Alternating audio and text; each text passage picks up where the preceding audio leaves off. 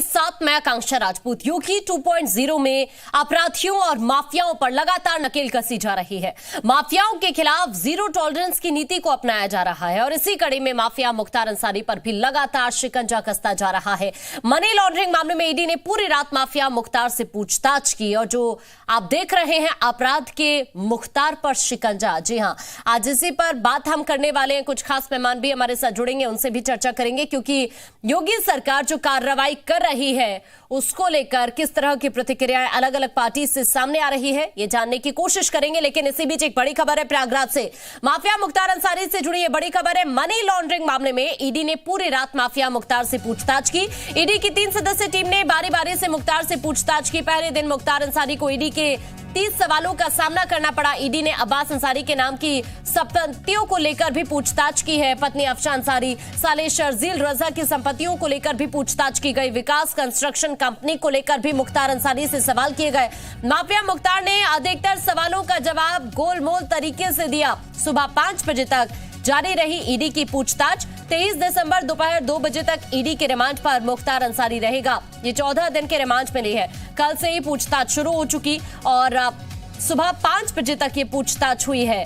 ED की तरफ से मुख्तार से कई सवालों का सामना करना पड़ा। मुख्तार को करीब 30 सवाल जो पूछे गए मुख्तार से, लेकिन अधिकतर सवालों का गोलमोल तरीके से ही मुख्तार ने जवाब दिया। मनी लॉन्ड्रिंग मामले को लेकर ये पूछताछ मुख्तार अंसारी से हुई है। अभी ये पूछताछ इसी तरह से जारी रहने वाली है क्योंकि अभी बहुत सारी ऐसी चीजें हैं जो क्लियर करनी है ईडी को। और इसी कड़ी में कल भी जो पूछताछ हुई है, अब्बास अंसारी के नाम की संपत्तियों को लेकर भी पूछताछ हुई है। पत्नी अफशा अंसारी, साले शर्जील रजा की संपत्तियों को लेकर भी पूछताछ हुई है। विकास कंस्ट्रक्शन कंपनी को लेकर भी मुख्तार अंसारी से सवाल किए गए हैं। तो कुल मिलाकर 30 सवाल रहे जो मुख्तार अंसारी से किए गए, लेकिन मुख्तार अंसारी ने इन सभी सवालों का गोलमोल तरीके से जवाब दिया। और आज भी माना जा रहा है कि आज फिर से पूछताछ होगी तो बहुत सारे ऐसे मामले जिनसे जुड़े हुए सवालों को जानने की कोशिश, उनके जवाब को जानने की कोशिश की जाएगी ईडी की तरफ से। तो आज भी पूछताछ जारी रहेगी क्योंकि 23 दिसंबर दोपहर 2 बजे तक ईडी के रिमांड पर ही मुख्तार अंसारी रहेगा और इस दौरान पूछताछ उससे कंटिन्यू की जाएगी।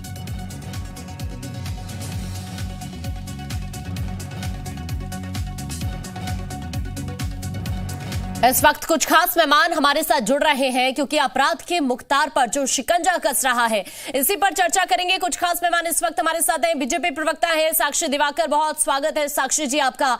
डॉक्टर अभिषेक राय है, प्रवक्ता समाजवादी पार्टी से, आपका भी बहुत स्वागत है। ए.के. जैन जी है, पूर्व डीजीपी हैं आप, आपका भी बहुत स्वागत है सर। सभी का मैं अभी रुक करूंगी एक एक करके, लेकिन उससे पहले अजीत मेरे सहयोगी इस वक्त लखनऊ से हमारे साथ जुड़ रहे हैं। अजीत का सबसे पहले रुक करते हैं क्योंकि अजीत, कल पूरी रात पूछताछ हुई है मुख्तार से, बहुत सारे सवालों के जवाब को जानने की कोशिश की गई मुख्तार से और आज भी पूछताछ कंटिन्यू की जाएगी।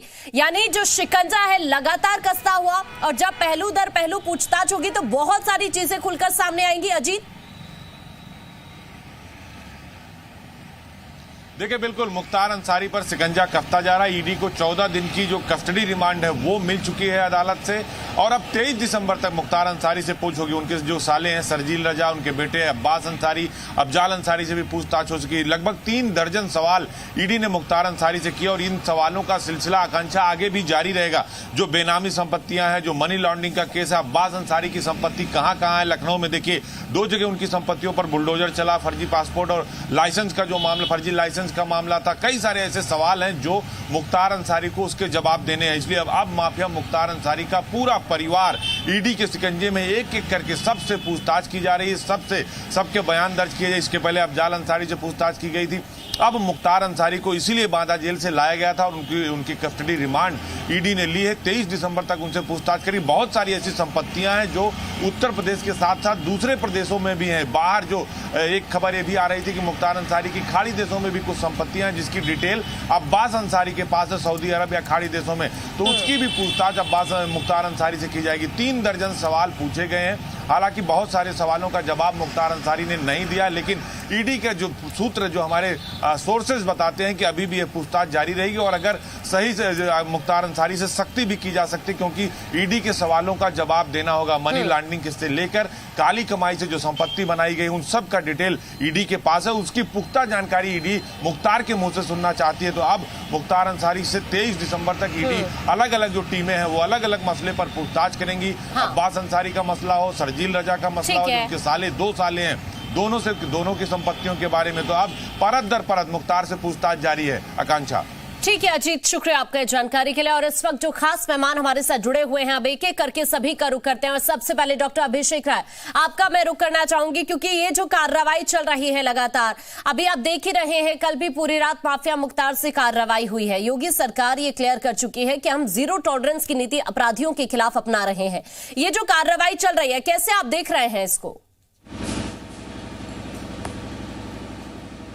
देखिए, ये सरकार का अपना वो है, सरकार जो करना चाहती है वो कर रही है, इसमें हमें कोई आपत्ति नहीं है। हमारी बस एक ही चीज़ ये है कि आप कहते हैं कि किसी जाति विशेष को टारगेट मत करिए। आप सारे जितने भी ये माफिया लोग हैं सबके खिलाफ संयुक्त कार्रवाई करिए और समाजवादी पार्टी आपको सपोर्ट करेगी उसमें। चाहे वो बनारस के डॉन हो, चाहे चंदौली के डॉन हो, चाहे मिर्जापुर के डॉन हो, चाहे गाजीपुर के डॉन हो, चाहे जौनपुर के डॉन हो, इन सब के खिलाफ, माफियाओं के खिलाफ कार्रवाई करिए। और एकदम इसमें सरकार को पारदर्शिता रखनी चाहिए। अब कहते हैं किसी को नहीं बख्शना चाहिए, जो दोषी है उसको कोर्ट सजा देगी। इसमें समाजवादी पार्टी का स्टैंड बहुत क्लियर है। नहीं तो जिस तरह का जिक्र अभी अभिषेक राय आप कर रहे हैं, साक्षी दिवाकर का मैं रुख करना चाहूंगी। साक्षी जी, अभिषेक जी को आपने सुना, कह रहे हैं कि कार्रवाई सब पर होनी चाहिए। अगर आप कर रहे हैं किसी भी अपराधी पर, जाति विशेष देखकर कार्रवाई नहीं करनी चाहिए। इस तरह के आरोप क्यों आप पर लगते हैं हमेशा ही? साक्षी जी, देखिए, अगर कोई आरोपी है, उसके ऊपर कोई कार्रवाई की जा रही है, तो उसकी जाति या मजहब देखा ही क्यों जा रहा है? मैं तो ये इनसे पूछना चाहूंगी, उनकी जाति ही क्यों देखी जा रही है? भारतीय जनता पार्टी की जब से सरकार है, ये बिना किसी भेदभाव के, अगर हमारी योजना है उसका लाभ हम बिना किसी भेदभाव के दे रहे हैं, जो किसी आरोपी पे शिकंजा भी बिना भेदभाव के हम कर रहे हैं। जो भी आरोपी है सबको बराबर की सजा दी जाएगी, सबको बिना किसी भेदभाव के की जाएगी। ये सपा का अपना नजरिया बदलने की जरूरत है कि किसी आरोपी की कास्ट ना देखें, ना उसका मजहब देखें, ना उसकी जाति देखें। तो मुझे लगता है इस चीज में बदलाव लाने की जरूरत है। बहुत अच्छा फैसला है और ये बहुत पहले हो जाना चाहिए था। मुझे लगता है देर आए दुरुस्त आए, इस तरीके की कार्रवाई होनी चाहिए। अभिषेक जी, आपको अपना नजरिया बदलने की जरूरत है, कह रही है साक्षी जी। क्यों आपको ऐसा लगता है कि भेदभाव कर रहे हैं कार्रवाई में? मैं आपसे पूछना चाहता हूं, 14 साल से बंद माफिया कहते हैं वो छूट जाता है और वो लगातार एमएलसी बनते चले जाते हैं, उनके परिवार के लोग, और वो भी बनारस जैसी संसदीय सीट से। और आप जौनपुर को देख लीजिए, वहां पे जो माफिया है वो इनामी है और जाते हैं डीएम ऑफिस के सामने क्रिकेट मैच का उद्घाटन करते हैं। तो इसमें हमें बताने की जरूरत है, ये आप मीडिया के बंधुओं ने ही हमें बताया, ये आप लोगों ने खुद चैनलों पे चलाया और दिखाया है। तो इसमें मुझे बताने की जरूरत नहीं कि सिलेक्टिव कार्रवाई नहीं होनी चाहिए, जो कार्रवाई हो सब पे हो। आप बिल्कुल, हम समाजवादी पार्टी आपका पूरा सहयोग करेगी, विधानसभा में भी सहयोग करेगी, लेकिन सिलेक्टिव कार्रवाई मत करिए। कहते हैं ना, पॉलिटिकल गुंडागर्दी नहीं चलनी चाहिए कि आप किसी को छोड़ दोगे, किसी के खिलाफ कार्रवाई करोगे। सिलेक्टिव आपके हिसाब से हो रहा है, हमें सबको दिख रहा है। जवाब दीजिए जल्दी से। चंदौली में क्या, देखिए, जनता को भ्रमित करने की आवश्यकता नहीं है, सब पे कार्रवाई होगी। कोई भी, चाहे पक्ष का हो चाहे विपक्ष का हो, सब पे कार्रवाई होनी चाहिए। भारतीय जनता पार्टी भी इस बात को में यकीन रखती है और होगी भी आगे चलकर। लेकिन एक व्यक्ति अगर किसी को कोई जनता चुन रही है, हम नहीं कह रहे मुख्तार अंसारी जब जेल में थे तब भी विधायक बन के निकल रहे थे, वो जनता का प्रोग्रेटिव है, वो जनता किसे पसंद करती है वो जनता जाने। लेकिन अगर किसी ने कोई आरोप किया है तो किसी भी सरकार को उस पर कार्रवाई करनी चाहिए। ये चीजें सपा कार्यकाल में भी होनी चाहिए थी, वहां नहीं हुई, ये दुर्भाग्यपूर्ण है। अभिषेक जी, जल्दी से छोटा सा रिएक्शन, उसके बाद मैं एक ही चैन जी का रुख करूंगी। कह रहे हैं कि आपके कार्यकाल के दौरान हो जानी चाहिए थी कार्रवाई, लेकिन तब नहीं हो पाई। देखिए, जो कंप्लेन होती है न्याय प्रक्रिया होती है, जांच के लिए कहते हैं कोर्ट के ऑर्डर्स होते हैं। अभी भी आपने देखा होगा 14 दिन की न्यायिक रिमांड मिली है ईडी को। तो ये कहते हैं ना, ये प्रक्रिया है, किसी के कहने से, किसी को टारगेट करने से ये सारी चीजें नहीं हो जाती। अजय मिश्रा टेनी जी को देख लीजिए, उन्होंने कहा मेरा इतिहास जान लो। उनके बेटे को देख लीजिए, खुलेआम घूम रहे, जबकि वो दोषी भी साबित हो गए हैं। उसके बावजूद भी सरकार ने क्या कार्रवाई की? अभी भी वो क्या केंद्रीय मंत्री नहीं है अजय मिश्रा टेनी जी, गृह मंत्री है, जिनके अंडर में पुलिस आती है और प्रशासन आता है, सब कुछ आता है, गृह राज्य मंत्री है वो। और उसके बावजूद भी क्या कार्रवाई हुई लखीमपुर खीरी में, आपने देखा है। और हमने तो कहते हैं पारदर्शिता की बात करने वाली भारतीय जनता पार्टी की सरकार को नैतिकता के आधार पर जब मिश्रा टेनी से इस्तीफा ले लेना चाहिए था, दिया क्या उन्होंने इस्तीफा? साक्षी जी, जल्दी से जवाब दीजिए। देखिए, टैनी जी के जो बेटे हैं, दो अलग अलग व्यक्ति हैं। किसी के बेटे से अगर कोई गलती हुई है तो उसके वजह से उनके बाप को सजा नहीं मिलनी चाहिए। अजय टैनी जी के जो बेटे हैं उनको तुरंत पुलिस ने पकड़ा था, उस पर कार्रवाई चल रही है, कोर्ट में केस है। वहां से अगर वो बेल पे अभी छूटे हुए हैं तो उसमें भारतीय जनता पार्टी का कोई हाथ नहीं है। कोई भी दोषी हो, मैं बार बार इसी बात पे कहती हूँ कि चाहे भारतीय जनता पार्टी का हो चाहे किसी अन्य पार्टी का हो, अगर कोई दोषी है तो उसको सजा मिलनी चाहिए और इसमें सपा बसपा नहीं करना चाहिए, ना बीजेपी करनी चाहिए। आरोपी को जो जहां उसकी सही जगह है उसे वहां भेजना चाहिए। अगर कोई आरोपी है तो उसे जेल में ही उसकी सही जगह वहीं भेजना चाहिए उसे। ठीक है, ठीक है, जल्दी से छोटा सा रिएक्शन अभिषेक जी, जल्दी से आप अपनी बात रखिए। हमारे पूर्वांचल में बहुत प्रसिद्ध कहावत है, जब सैया भाई कोतवाल तो डर काहे का। और अजय मिश्रा टेनी जी गृह मंत्री हैं, उनके बेटे के खिलाफ क्या कार्रवाई होगी ये जनता एकदम समझती है। ठीक है, मैं वापस अभी आप दोनों के पास लौटूंगे। इस वक्त AK जैन सर भी हमारे साथ जुड़े हुए हैं। सर, जो कार्रवाई इस वक्त उत्तर प्रदेश के अंदर चल रही है, क्योंकि योगी सरकार क्लियर कर चुकी है कि माफिया हो, अपराधी हो, बख्शे नहीं जाएंगे। उत्तर प्रदेश के अंदर जीरो टॉलरेंस की नीति अपनाई जा रही है, किस तरह से आप देख रहे हैं जैन सर? इससे उत्तर प्रदेश के संबंध में जो नजरिया पूरे देश में था, जो ये कार्रवाइयां हुई हैं, उसमें एक बहुत भारी बदलाव आया है और ये बदलाव आने की आवश्यकता थी। अगर आपको बेरोजगारी दूर करनी है, अगर आपको फॉरेन इन्वेस्टमेंट स्टेट में लाना है और यहाँ पे बड़े इंडस्ट्रियल्स को लाना है, तो आपको जो है एक क्राइम फ्री एटमॉस्फेयर देना होगा। जिस प्रदेश में माफिया सक्रिय रहते हैं, जिस प्रदेश में गुंडागर्दी रहती है, वहां पर कभी भी चौथ की वसूली होती है, वहां पर कोई भी बड़े इंडस्ट्रियलिस्ट नहीं आएंगे। तो जो एक्शन हुआ है, चाहे वो मुख्तार अंसारी के खिलाफ हो, चाहे अतीक के खिलाफ हो, और बहुत से गाजियाबाद, नोएडा, वेस्टर्न यूपी के बहुत से माफियाज के खिलाफ कार्रवाई हुई है। जो भी कार्रवाइयां हुई हैं, न्यायोचित कार्रवाइयां हुई हैं और ये लगातार जारी रहनी चाहिए। जो इन लोगों की लीगल एक्टिविटीज थी, चौथ की वसूली थी, ठेकों में वसूली थी, ये सब इस समय रुकी हुई है। जो ऑर्गेनाइज्ड क्राइम, जिसके लिए STF का गठन हुआ था, ऑर्गेनाइज्ड क्राइम, संगठित अपराध के ऊपर इस समय उत्तर प्रदेश में लगाम लगी हुई है। वह इसी कारण है कि अपराधियों को ये लग रहा है कि जब मुख्तार अंसारी, अतीक, खान मोहम्मद, विजय मिश्रा जैसे बड़े बड़े नाम जो हैं, भाटी जो हैं वहां के गौतम बुद्ध नगर के, ये भागे भागे घूम रहे हैं, इनका हाल बुरा है, तो लोग इससे अपराध करने में झिझकता है। उसको ये लगता है कि इस समय अगर अपराध किया तो बहुत कड़ी कार्रवाई हो जाएगी और उनकी अवैध जो संपत्तियां हैं सबकी जब्तीकरण की कार्रवाई शुरू हो जाएगी। ये जो ED को इन्वॉल्व किया गया है, ये मास्टर स्ट्रोक है। PMLA एक्ट के अंतर्गत जो शक्तियां ED को प्राप्त हैं, वो किसी भी और पुलिस फोर्स को या CBI को किसी को प्राप्त नहीं है। या ओनस मुख्तार अंसारी के ऊपर या कल्प्रिट के ऊपर होता है कि वो प्रूव करे कि जो संपत्तियां उसने खड़ी की हैं या उसके रिश्तेदारों ने खड़ी की हैं, बेनामी संपत्तियां हैं, उनका सोर्स क्या है, पैसा कहां से आया है। और ये सब संपत्तियां जब्त हो जाएंगी और इनको छुड़वा नहीं पाएंगे, क्योंकि अभी तक तो मनमानी करते थे, कहां से पैसा आया कोई पूछने वाला नहीं था मुख्तार अंसारी को, अतीक को। अब एक एक चीज पूछी जा रही है, इसका जवाब नहीं मिल पाएगा। जब कोई सोर्स ऑफ इनकम नहीं है तो अरबों की संपत्ति खड़ी कैसे हो गई?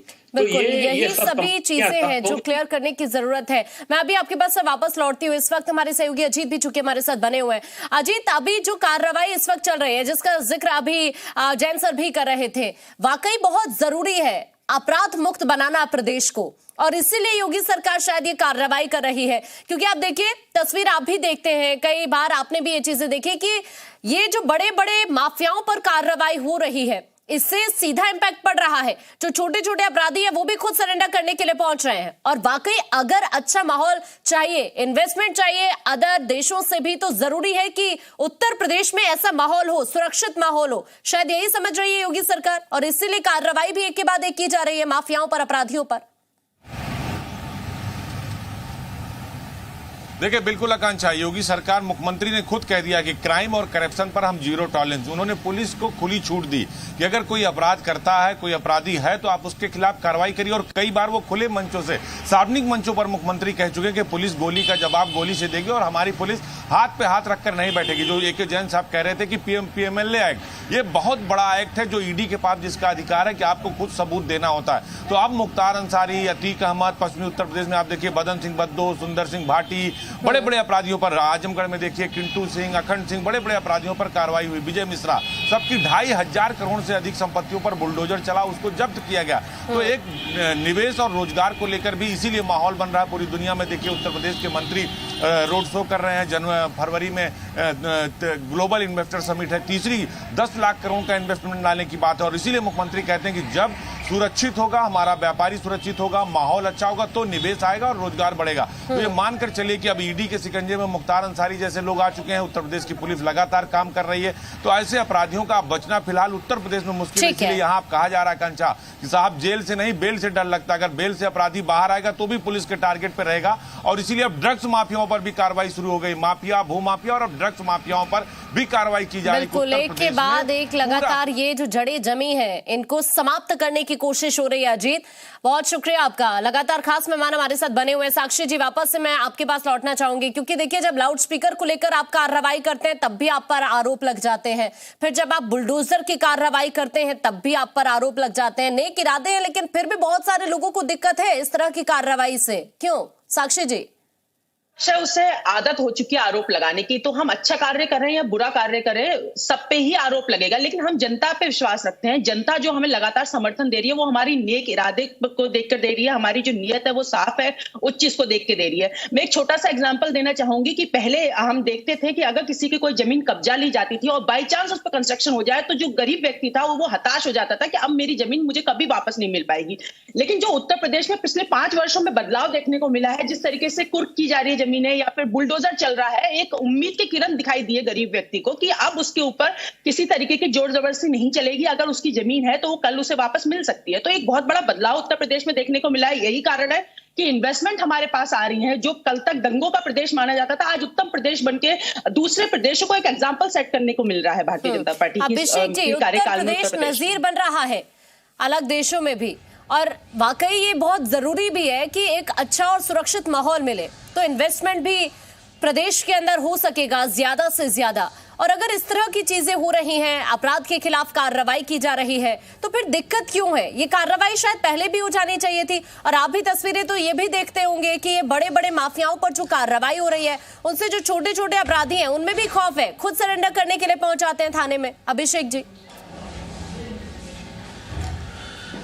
देखिए, सबसे पहली बात कि जो उत्तर प्रदेश पुलिस का आधुनिकीकरण हुआ उसे किसने किया? डायल 100 किसने बनाया? जो लखनऊ में इतना बड़ा मुख्यालय है जिसमें सारे डीजीपी और माननीय प्रधानमंत्री जी भी आए, पूरे देश के डीजीपीज आए, उसकी तारीफ किसने करी? वो समाजवादी सरकार में। साहब, हमने पुलिस का आधुनिकीकरण किया। पहले पुलिस खटारा जीप में चलती थी, आज इनोवा में चलती है।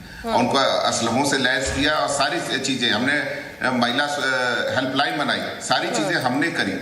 हम उस चीज के लिए नहीं कह रहे हैं कि हम नहीं चाहते कि हम अपराध खत्म करना चाहते, बिल्कुल करना चाहते थे। लेकिन जो बात है, कहते हैं ना, एक न्याय प्रक्रिया होती है। लोकतंत्र के 4 आधार हैं, तो उन आधारों में जैसे कहते हैं ना, कुछ चीजें कोर्ट को डिसाइड करनी होती है। हम खुद ही जज नहीं बन सकते कि भाई आप गलत हो तो हम आपके खिलाफ ये फैसला दे देंगे। हम हमेशा एक बात कहते हैं, निष्पक्ष जांच कराइए, निष्पक्ष चीजें करिए और let the court decide what ever is the best, और कोर्ट को डिसीजन लेने दीजिए। हम स्वयं भू नहीं हो सकते। हमें भाई देखिए, सरकार, हमें जनता पसंद करती है। जनता ने हमें प्रमुख विपक्षी दल बना रखा है। 347 सीटों पे लड़के 3 करोड़ 8 लाख मतदाताओं का आशीर्वाद मिला और 77 सीटें 2500 के कम मार्जिन से हारे। तो ये कोई वो नहीं है कि इतनी जनता अगर उत्तर प्रदेश की हमें पसंद करती है और वो हमें चाहती है कि हम जनता के मुद्दे उठाएं, चाहे वो महंगाई का मुद्दा हो, चाहे बेरोजगारी का मुद्दा हो। अभी ये आप ग्लोबल इन्वेस्टमेंट मीट की बात कर रही थी, बड़ा हास्यास्पद था, मुझे लग रहा था कि आप फॉरेन इन्वेस्टमेंट की बात करते हो और अभी छोटे व्यापारियों पे आप अत्याचार कर रहे हो। जीएसटी का छापा पड़ रहा है। माननीय मुख्यमंत्री जी को 72 घंटे की रोक लगानी पड़ी जब उनके संग ये सारी चीजें, जल्दी से छोटा सा रिएक्शन आपका। कंट्रोल में नहीं है तो देखिए, जीएसटी एक देखिए, जीएसटी को लेके जो जनता को भ्रमित कर रहे हैं, ये मुझे लगता है गलत है। इसे नहीं करना चाहिए इन लोगों को। जीएसटी अगर किसी व्यक्ति को चोरी किसी प्रकार की भी हो, वो गलत है। चाहे अगर किसी ने टैक्स नहीं भरा है तो उसे भरनी चाहिए। इसमें इस चीज को बढ़ावा ना दिया जाए। अगर एक उत्तर प्रदेश आज एक मिसाल बन के सामने आ रहा है, जब लोग बाहर से आना चाह रहे हैं यहाँ पे इन्वेस्टमेंट करने, तो यहाँ की जनता भी जागरूक है, वो अपना कार्य कर रही है, अपना टैक्स भर रही है। अगर किसी वजह से कुछ लोग रह गए तो उन्हें दोबारा मौका दिया गया है कि आप अपना टैक्स भर दीजिए समय से। तो इस चीज से भ्रमित ना करें कि व्यापारी जितना सुरक्षित इस कार्यकाल में कभी आज तक नहीं हुआ। पहले किस तरीके से आए दिन अपहरण हुआ करते थे, आए दिन उनसे लूट खसौट मचाई जाती थी कि डरता था बिजनेस अपना बढ़ाने से। तो आज जो सुरक्षित माहौल दिया है वो भारतीय जनता पार्टी के कार्यकाल में ही मिला है। अभिषेक जी, रखिए आप अपनी बात जल्दी से। देखिए, मैं आपको बताना चाहता हूं, कहते हैं ना भारतीय जनता पार्टी मध्यम वर्ग के और जो छोटे उद्योगपति हैं उनको ये चलाना नहीं चाहते। ये कहते हैं 15 करोड़ को ये फ्री में राशन बांट रहे हैं और जो छोटे उद्यमी हैं उनको ये परेशान करते हैं। उसके बाद कहते हैं हम फॉरेन इन्वेस्टमेंट मीट करा रहे हैं, वो भी टैक्स पेस के पैसे से। इनका पैसा नहीं साहब, वो टैक्स पेस का पैसा जो सबसे ज्यादा मिडिल क्लास भरता है, जो छोटे व्यापारी उद्यमी है वो लोग भरते हैं, और जो सर्विस क्लास है वो भरता है। चाहे जैन साहब हो, उन्होंने भी टैक्स लगातार भरा, सरकारी नौकरी में थे। तो एक ये बहुत प्रथा है, टैक्स बेस के पैसे से आप इन्वेस्टमेंट मीट करा। ठीक है साहब, फॉरेन इन्वेस्टमेंट होनी चाहिए, पर पहले अपना घर तो दुरुस्त कर लीजिए। आप अपना घर दुरुस्त नहीं कर रहे हैं, लोगों को परेशान कर रहे हैं। आपके विधायक, साक्षी जी, आपके विधायकों ने इसका विरोध किया है। कम से कम आप अपने पार्टी पे स्टैंड ले लीजिए।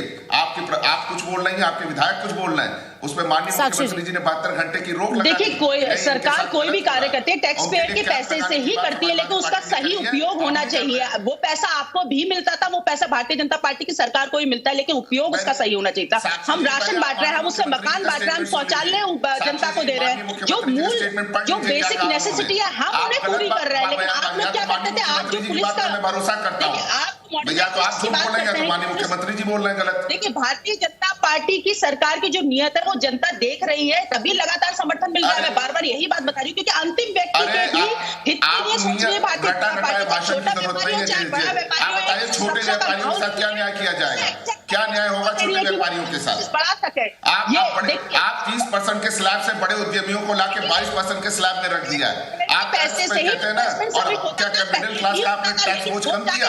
नहीं किया। केंद्रीय मंत्री ने समिट हो सके। केंद्रीय वित्त मंत्री क्या कहती है? केंद्रीय वित्त मंत्री कहती है हमें उद्योगों को बढ़ाना है और छोटे व्यापारियों को खत्म करना है। आप मुझे बता दीजिए आज बुनकरों की क्या स्थिति है? क्या स्थिति है उत्तर प्रदेश में बुनकरों की? आप लोग किसी के बारे में सोचते हो कि नहीं सोचते हो? आप लोग सिर्फ परेशान करना चाहते हो जनता को। महंगाई डालने की तरह 13 में आज महंगाई की बात नहीं कर पाओगी साक्षी जी, महंगाई की बात नहीं कर पाओगी। माननीय प्रधानमंत्री जी लाल किले की प्राचीर से कहते थे 2 करोड़ रोजगार देंगे हर साल। कहां है वो 2 करोड़ रोजगार? पूछना चाहता है।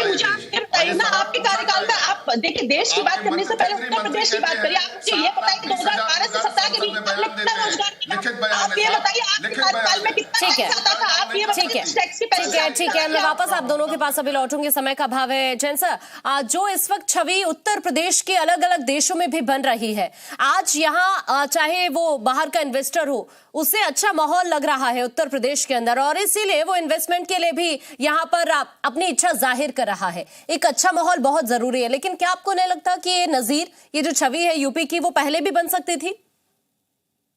बिल्कुल बन सकती थी और बननी चाहिए। एक उत्तर प्रदेश के संबंध में, बिहार के संबंध में एक छवि बन गई थी कि ये आपराधिक प्रवृत्ति के प्रदेश हैं और इनसे बचना चाहिए। ये छवि दूर करने की आवश्यकता है। अगर उत्तर प्रदेश को, बिहार को, इन राज्यों को प्रोग्रेस करना है तो ये छवि हमको बदलनी पड़ेगी। पब्लिक को भी सामने आना पड़ेगा, पब्लिक को भी सहयोग करना पड़ेगा। पुलिस का मॉडर्नाइजेशन भी जरूरी है, पुलिस फोर्स में भर्ती भी जरूरी है। पिछले 5 साल में 1.5 लाख पुलिसकर्मी भर्ती किए गए हैं, जो कि बहुत आवश्यक थे। कंप्यूटर ऑपरेटर्स भर्ती हो रहे हैं, साइबर क्राइम को डील करने वाले भर्ती हो रहे हैं, और सब इंस्पेक्टर्स बहुत बड़ी संख्या में भर्ती किए गए हैं। प्रमोशंस दिए जा रहे हैं, कांस्टेबल से हेड कांस्टेबल बनाए जा रहे हैं। ट्रेनिंग इंस्टीट्यूशंस की कैपेसिटी डबल की जा रही है प्रदेश में, मुख्यमंत्री जी ने ऐलान किया है। इससे हम स्वयं करीब 50,000 पुलिसकर्मियों को प्रतिवर्ष ट्रेन करने के लिए सक्षम हो सकेंगे। अभी हमारी कैपेसिटी करीब 25,000 28,000 की है। मैं डीजी ट्रेनिंग रहा हूं, डीजी एकेडमी रहा हूं।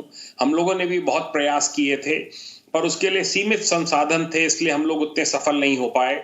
गवर्नमेंट की तरफ से ये एफर्ट्स जो हो रहे हैं, ये सब सही दिशा में हैं, और जब पुलिस फोर्स मजबूत होगा, पुलिस फोर्स की पकड़ मजबूत होगी प्रदेश में, तो ये दंगे हैं और लूटपाट है, इस सब के ऊपर रोक लगेगी। और एक सबसे बड़ा जो अचीवमेंट मुख्यमंत्री जी का है वो ये है कि सारे विभाग कोऑर्डिनेटेड एक्शन कर रहे हैं, चाहे वो नगर निगम हो, डेवलपमेंट अथॉरिटी हो, ग्राम सभाएं हो, जिला प्रशासन हो, सब पुलिस प्रशासन को सहयोग दे रहे हैं, और कौन कौन से अवैध कब्जे हैं उन सबको खाली कराया जा रहा है। ये बहुत बड़ा अचीवमेंट है। ठीक है, बहुत शुक्रिया आप सभी खास मेहमानों का इस चर्चा का हिस्सा बनने के लिए। तो लगातार एक्शन हो रहा है और आगे भी ये एक्शन इसी तरह से जारी रहेगा, यानी चाहे वो अपराधी हो या फिर माफिया, उत्तर प्रदेश में अपराध की कोई जगह नहीं होगी। बहरहाल यहाँ वक्त एक छोटे से ब्रेक।